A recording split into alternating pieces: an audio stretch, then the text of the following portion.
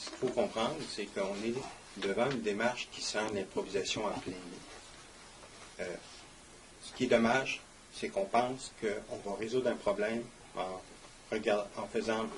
s'appuyant sur une étude que j'ai ici, qui est bâclée, qui ne regarde pas l'ensemble de la problématique, qui ne cherche pas les solutions d'avenir, qui n'a pas de vision d'avenir. Et au bout du compte, qu'est-ce qu'on a? C'est une diminution de services pour l'ensemble de la population. Est-ce que c'était la meilleure voie à suivre?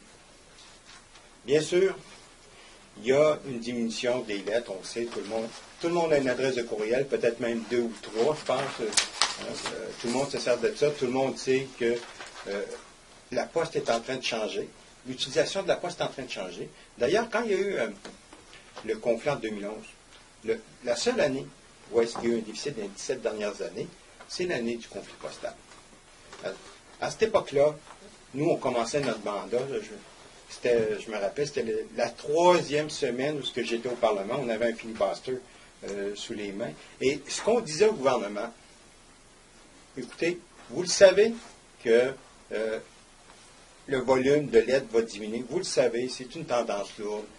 Vous savez aussi qu'il y a d'autres choses qui augmentent, comme par exemple l'expédition de boîtes. Là. Vous avez sûrement commandé des choses par Internet et vous recevez ça dans une boîte, livrée par Poste Canada. Vous savez que le service est en train d'évoluer. Regardez ce qu'il y a devant vous. Réfléchissez à ce qui s'en vient et planifiez l'avenir. À cette époque-là, ce qu'on nous disait, c'était il faut absolument que le service reprenne vite. C'est une question d'économie. Aujourd'hui, ce qu'on nous a dit, juste avant les fêtes, comme par hasard, le lendemain de la fermeture de la Chambre des communes, le lendemain, quel drôle de hasard, le lendemain, on nous dit, on coupe, on coupe, on coupe.